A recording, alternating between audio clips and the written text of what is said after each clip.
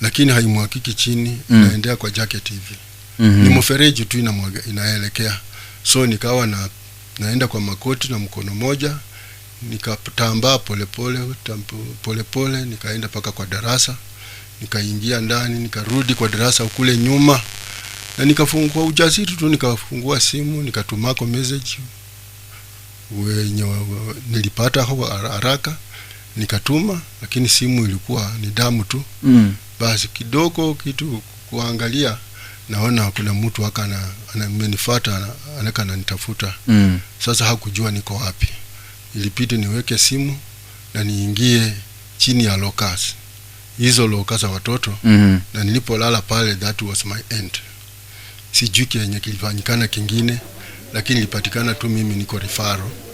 Ni kijana wangu, niko na yeye, niko na mke wangu. Tuko wapi hapa? Akasema hapana, tuko hospitali. Tulifikaje hapa? Watu walikufahamia shuleni, na ndio kaletwa mahali hapa. So katika harakati hizo ndio ufahamu kaanza kukuja, ndio watu nikaanza masaa ya lunch, naona wenzangu wamekuja kuniona, nipikia pole, bwana umenijua mimi ni fulani, unanijua mimi ni fulani.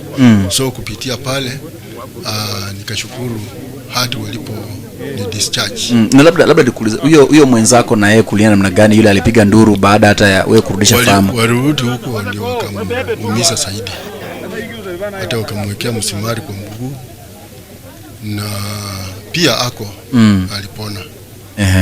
Pia alipona. Tunashukuru Mungu kwa hiyo neema. Sasa kutoka pale kama shule walichukua hatua gani? Kuna vitu vilipotea, kuna nini kiliendelea kutoka pale? Hapo ndugu sitaki niseme pale kwa radio. Siwezi kuendelea nipite mahali pale. Yale yaliyofanyikana, waacha tu mapenzi ya Mungu ndiye Yaani kitu nimejaribu kumaanisha ni kwamba walikuachisha kazi, ama bado unaendelea na kazi, ama mwenyewe ulijiuzulu?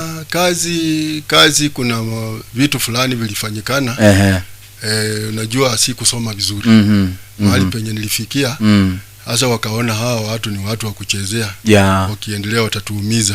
Kwanza walituita, ilikuwa tarehe 29 mwezi wa 9. Tukishatoka hospitalini hata tuchapona vizuri. Board chairman anasema kazi yenu imekwisha. Nyinyi hamwezi kufanya kazi tena. Wamecalculate pesa yenu ya retire. Mtapewa mwaka mpya mwezi wa kwanza. So mwezi wa 9 huu ndio mshahara wenu wa mwisho. Basi kuanzia pale ndio nikaona hapana. Hapa tunachezwa. Kuna kitu ambao wanataka kutuficha. Yaani ni kama kitu kilikuwa kimepangwa. Ni kitu kama kilikuwa kimepangwa. So nikaona hapana. Ndio nikajitokeza, nikatoka 1-2. Kwa 1-2 ndio wakafika mahali wakasema hapana, sisi hatujawasimamisha kazi. Kaandika barua. Sisi hatujawasimamisha kazi. Waliumia kazini, tungali tunaangalia afya zao, tunawahudumia, waligharamikia mambo ya matibabu ya hospitali. Hakuna hata nduru ilitoka. NHIF ndio ilisimama na tukatumika hivyo. Mambo mengine madawa tulikuwa tunanunua sisi wenyewe.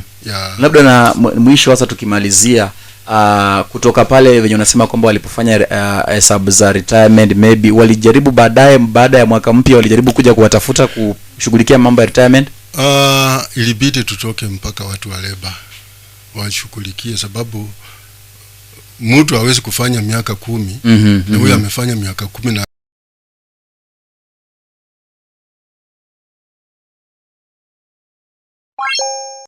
Bye.